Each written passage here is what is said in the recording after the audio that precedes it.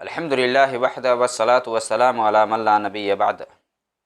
اللہ رب العالمین نے ہمیں اپنی عبادت کے لیے پیدا کیا ہے، ہمیں اللہ کی ہی عبادت کرنی چاہیے۔ اس کی عبادت میں کسی اور کو شریک اور بھاگیدار ٹھہرانا یہ اللہ کو پسند نہیں ہے۔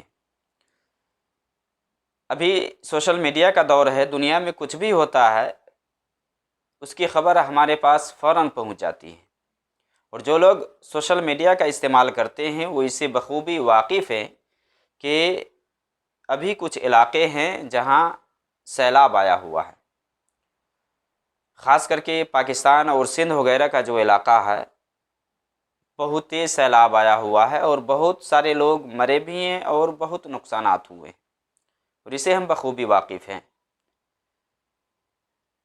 اور اس سیلاب کے اندر وہ درگاہ، وہ مزارات بھی بہت سارے آئے ہوئے ہیں جہاں جا کر کے لوگ گہار لگاتے تھے، جہاں جا کر کے لوگ گھٹنے ٹیکتے تھے، جہاں جا کر کے حاجت روائی اور مشکل کشائی کرتے تھے۔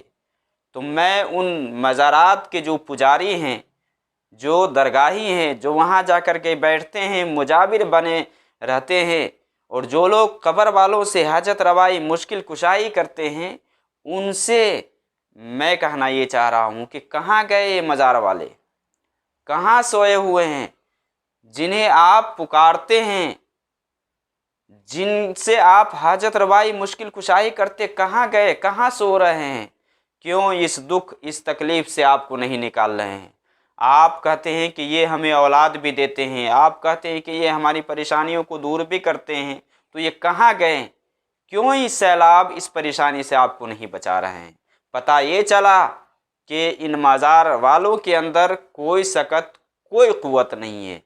ان القوۃ للہ جمیعا وان اللہ شدید العذاب، ساری طاقتیں اللہ کے لیے ہیں۔ اللہ رب العالمین سخت عذاب دینے والا ہے۔ طاقت ساری کی ساری اللہ کے ہاتھ میں ہے۔ کسی قبر والے کے پاس، کسی مزار والے کے پاس، کسی درگاہ والے کے پاس کوئی سکت نہیں ہے، کوئی طاقت اور کوئی قوت نہیں ہے۔ اس لیے آپ کو یہاں عبرت پکڑنے کی ضرورت ہے، نصیحت لینے کی ضرورت ہے۔ آپ کے ارد گرد میں جو کچھ ہو رہا ہے، آس پاس میں جو کچھ ہو رہا ہے، آپ اس سے عبرت پکڑیے، آپ اسے نصیحت حاصل کیجیے کہ اگر ان کے اندر طاقت ہوتی تو آپ سے ضرور اس پریشانی کو وہ ٹال دیتے، لیکن ان کے اندر ہے نہیں، کچھ نہیں ہے، تو کیسے آپ کی پریشانی کو ٹال دے گا؟ وہ کیسے آپ کی مصیبت کو ہٹا دے گا؟ کیسے؟ ہے ہی نہیں، اس کے اندر کچھ نہیں ہے۔ اسی لیے قرآن کریم کے اندر جو آدم علیہ السلام کے دو بیٹوں کا جو واقعہ آیا ہے، حابل اور قابل کا، اس میں کیا ہے کہ قابل نے حابل کو جب قتل کیا تو چونکہ قابل کو یہ بھی شعور نہیں تھا کہ میں اپنے بھائی کو کیسے دفناؤں، کہاں دفناؤں، کس طرح سے اسے چھپاؤں، تو اللہ رب العالمین نے کوے کو بھیجا، تو ایک کوا نے دوسرے کو مار دیا اور پھر زمین کرید کر کے اس کو چھپایا۔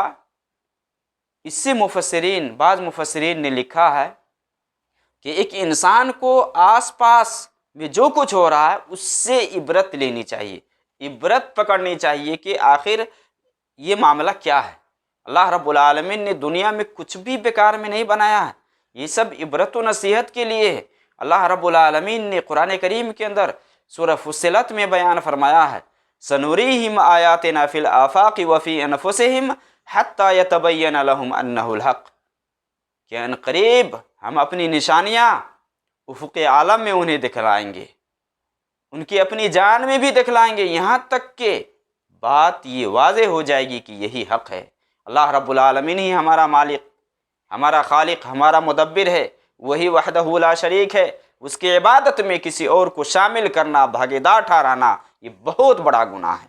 اس لیے اللہ رب العالمین نے قرآن کریم کے اندر فرمایا، والذین تدعون من دونہ لا یستطیعون نصرکم ولا انفسہم ینصرون، کہ جنہیں تم اللہ کے علاوہ پکارتے ہو، اللہ کے سوا جنہیں تم آواز لگاتے ہو، وہ تمہاری مدد کی طاقت نہیں رکھتے، یہاں تک کہ وہ خود اپنی مدد بھی نہیں کر سکتے تو وہ تمہاری مدد کیا کریں گے؟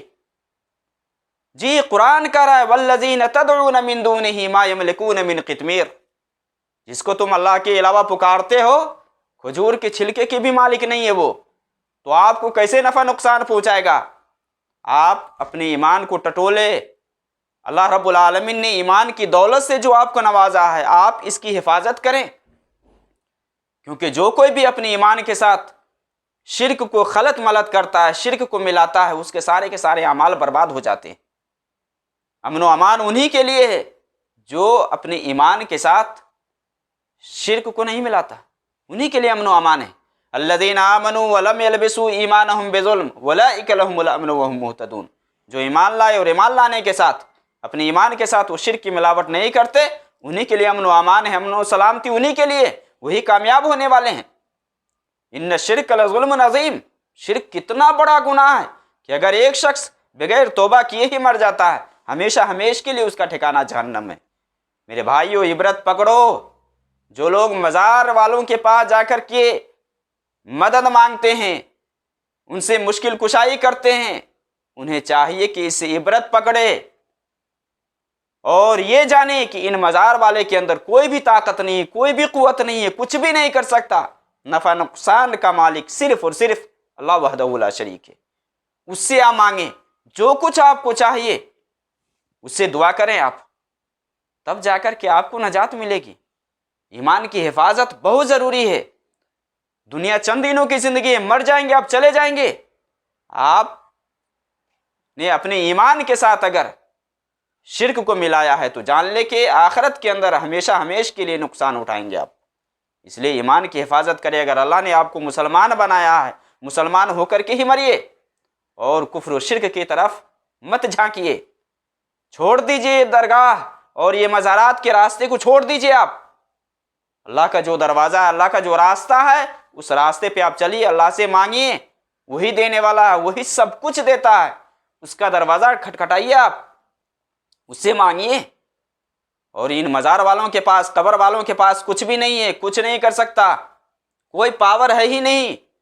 وہ خود نہیں جانتا کہ وہ کب اٹھایا جائے گا، خود نہیں جانتا، تو آپ کو کیا کرے گا؟ وہ کچھ نہیں کر سکتا ہے۔ اللہ رب العالمین ہمیں ایمان کی حفاظت کرنے کی توفیق عطا فرمائے۔